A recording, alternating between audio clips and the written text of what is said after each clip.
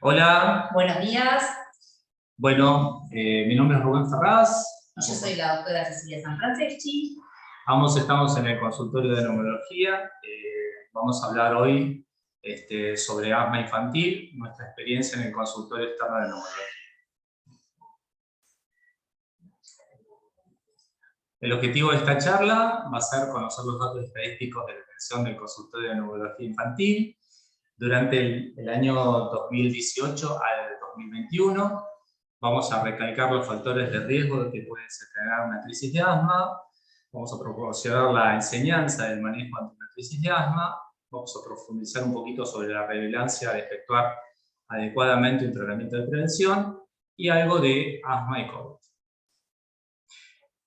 Para comenzar, le vamos a contar un poquito de la historia del consultorio. El consultorio en el hospital comenzó a fines de noviembre del año 2016.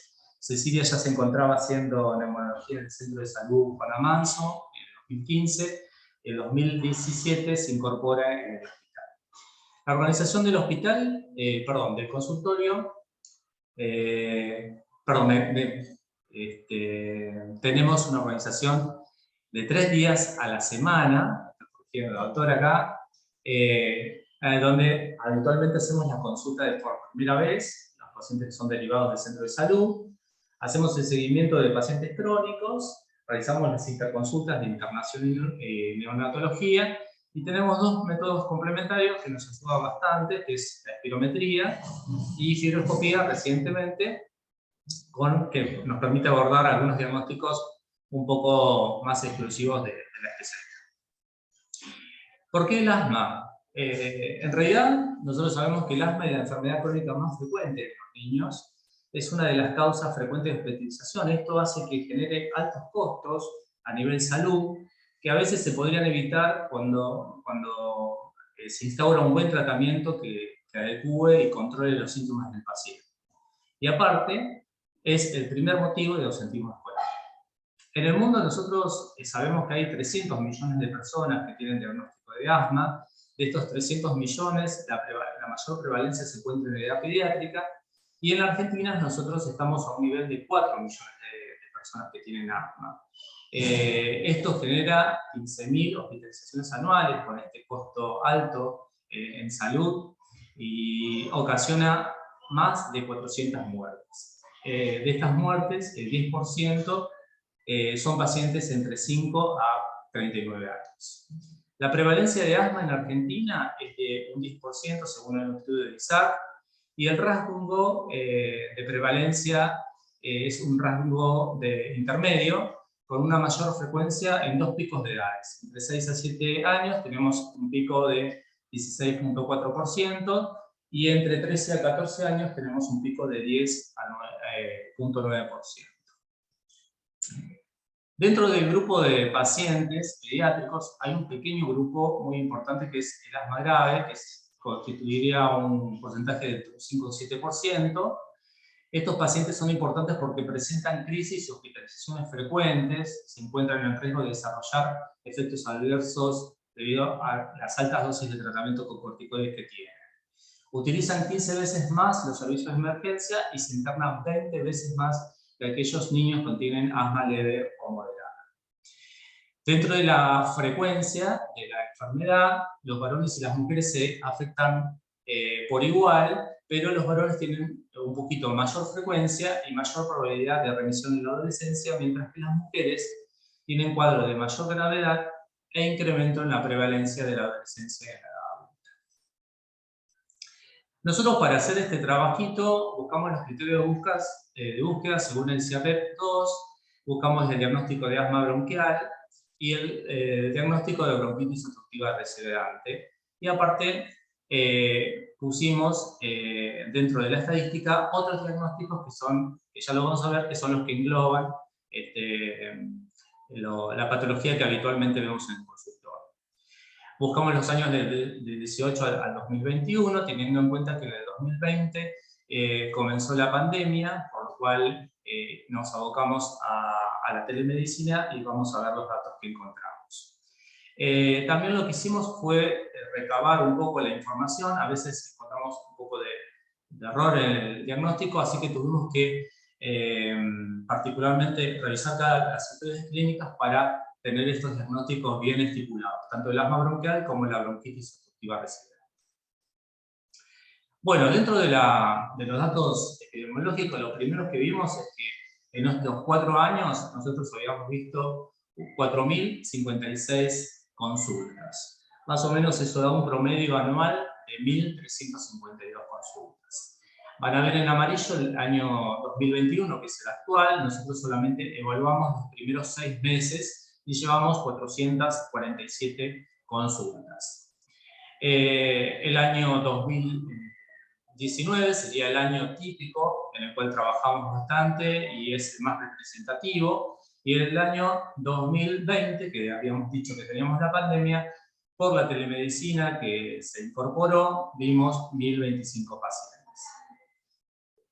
Dentro del sexo se repite lo que habíamos dicho en las estadísticas, hay una afectación casi por igual, más frecuente son los pacientes masculinos, acuérdense que se afectan, son los que más frecuentemente se afectan, pero tienen mayor remisión en la adolescencia, y las mujeres tienen mayor gravedad, ¿sí?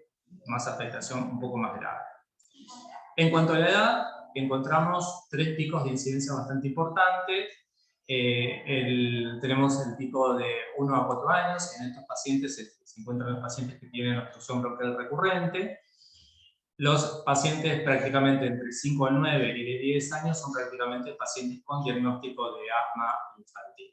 Y un pequeño grupo, como coincide en la bibliografía, que no nos vemos por la edad que nosotros vemos los pacientes acá, pero tenemos pacientes que también están afectados entre 15 a 19 años.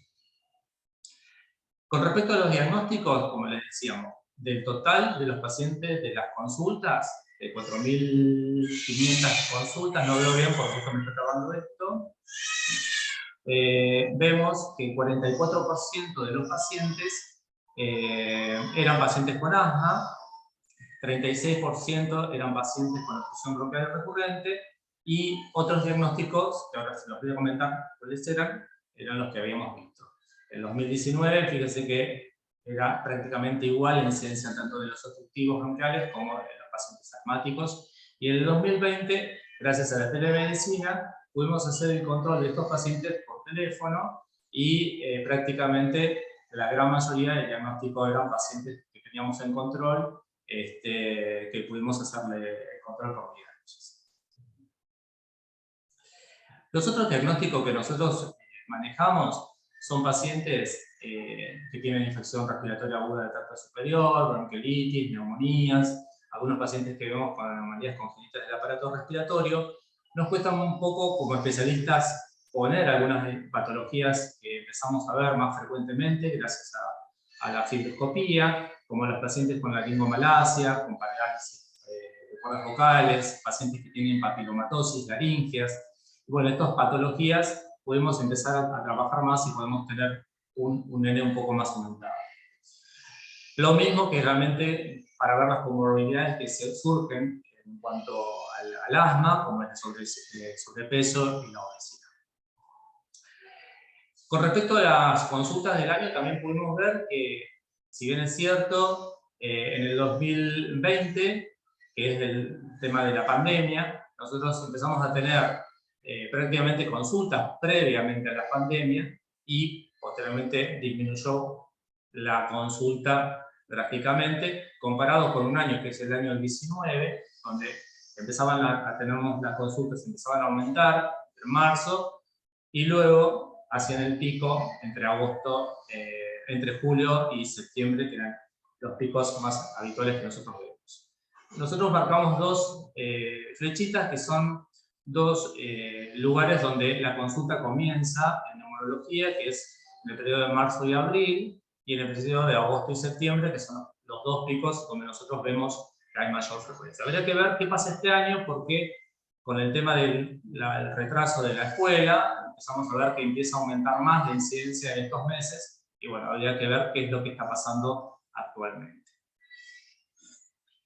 Vimos también el lugar de procedencia. En realidad prácticamente todas las consultas son en Tigre, y de otros lugares tenemos un pequeño porcentaje, llámese lugares fuera del partido de Tigre. Y con respecto al partido de Tigre, sí hemos tenido varios pacientes que vienen de Benavides, fundamentalmente Don Torcuato, El Talar, Pacheco y Rincón, y Tigre y Troncos de Talar, prácticamente son los que más nos derivan con esta patología, así que ahí están graficados. Bueno, nosotros comentamos que iniciamos el tema de la charla esta, por qué conmemorar o charlar un poco de asma bronquial. En realidad, el 5 de mayo se conmemora el Día Mundial del Asma, es una iniciativa global que se inició en el ASME, la Organización Mundial de la Salud. Desde el 98 se hace una reunión anual en Barcelona, y el objetivo de esta reunión anual es concientizar a la población sobre el uso y el control del asma. Concientización de asma, más importante del asma. Mejorar el conocimiento de la enfermedad, recabar la atención de la sociedad en general y optimizar los cuidados de los pacientes asmáticos en todas las edades. Nosotros no hicimos nada el 5 de mayo, pero bueno, la idea es poder utilizar este día con esta iniciativa como para poder apoyar a la comunidad de Tigre y poder trabajar un poco más con eso.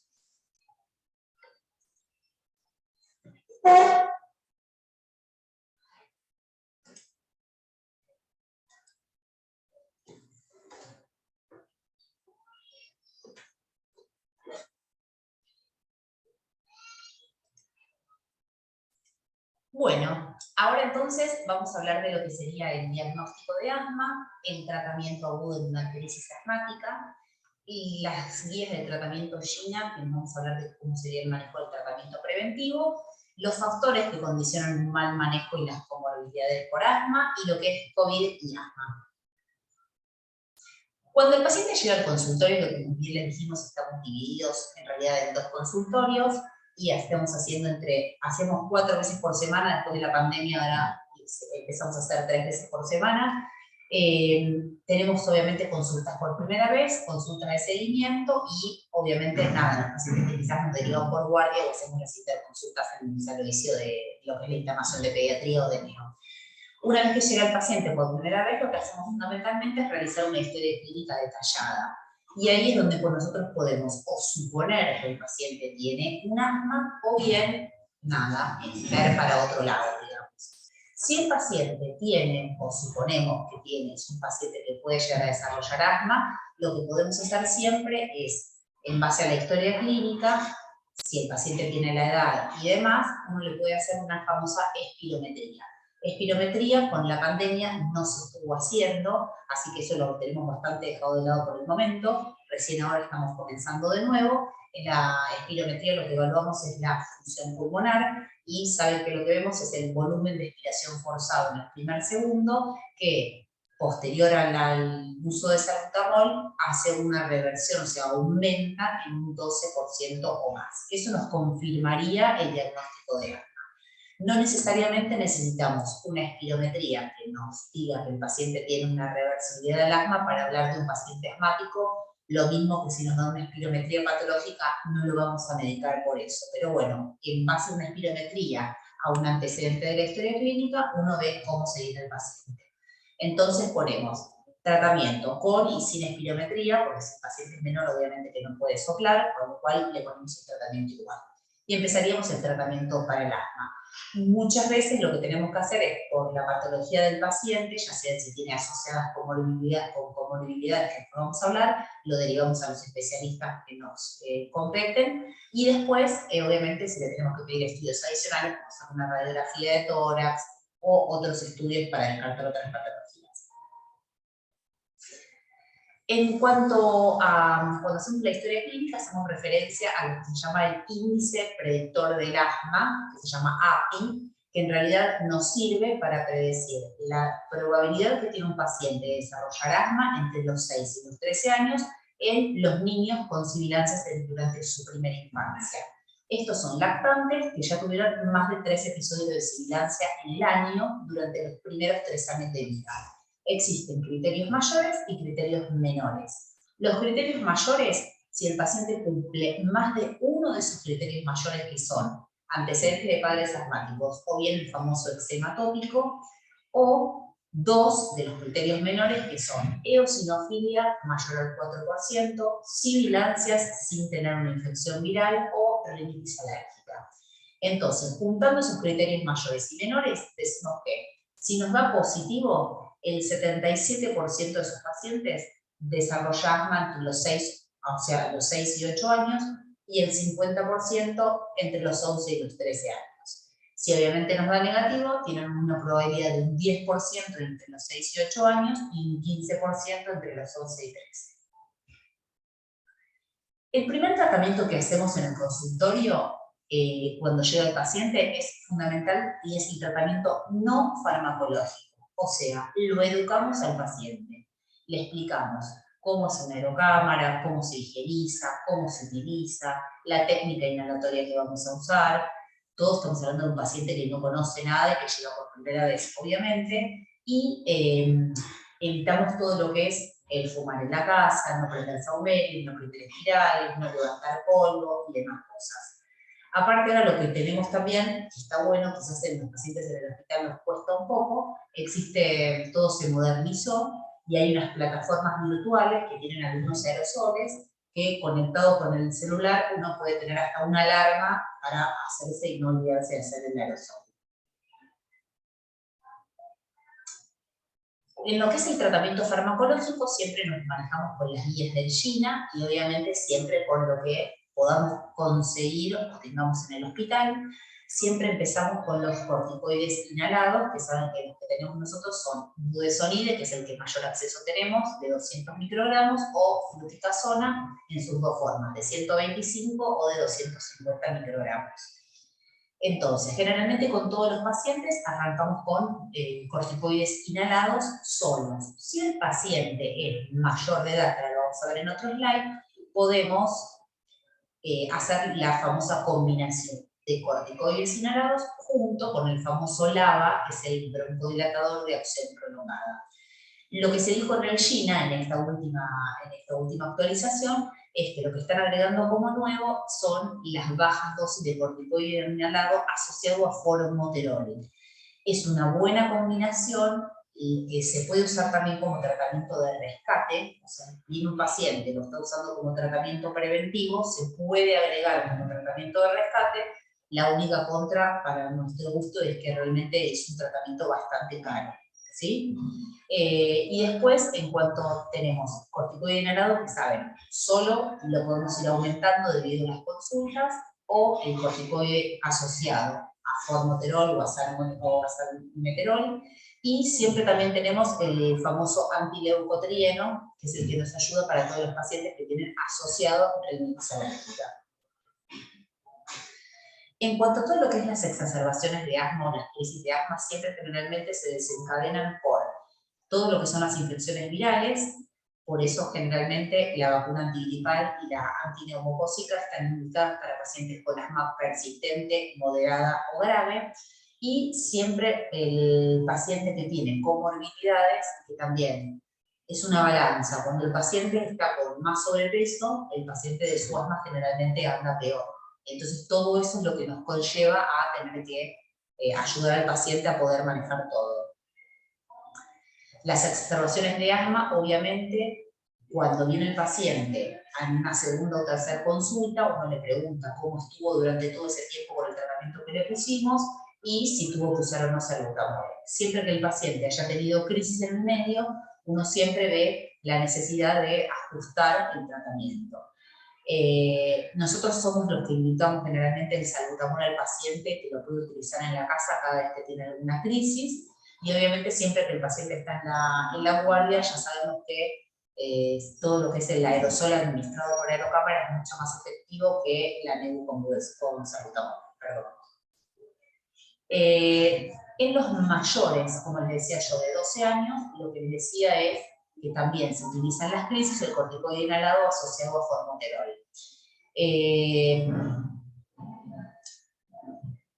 Después podemos hablar en lo que es el tratamiento bien de guardia, que sería el uso de la cánula de alta flujo versus la oxigenoterapia convencional.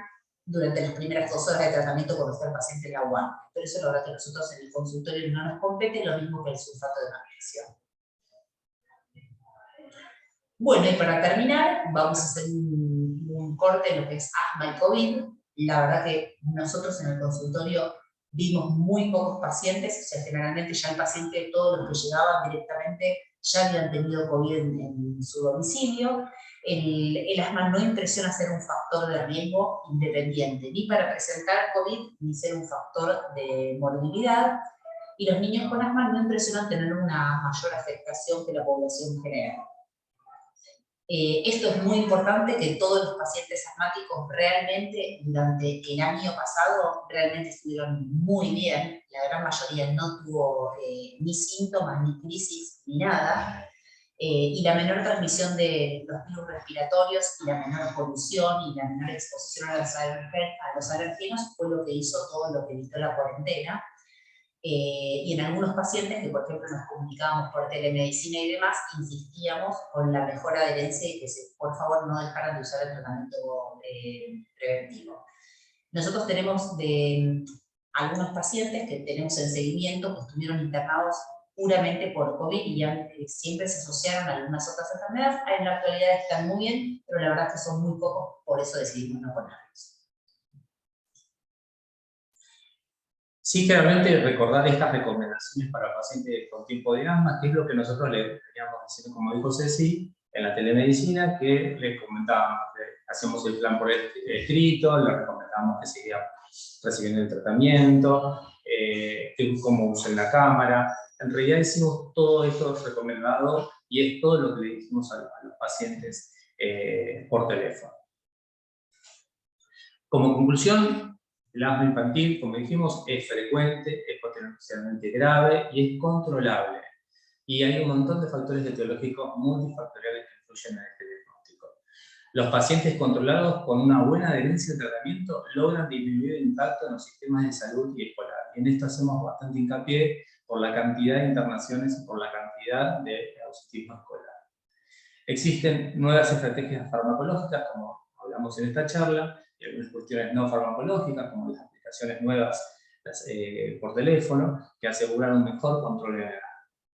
A través de charlas, talleres o actividades científicas, como es el Día Mundial del Asma, donde recordamos y hacemos un trabajo con la comunidad, esto nos permitiría ayudar a continuar haciendo la prevención del control de asma infantil. Así que muchísimas gracias. Muchas gracias a todos y nos encanta participar de las jornadas. Perfecto. Saludos. Chao.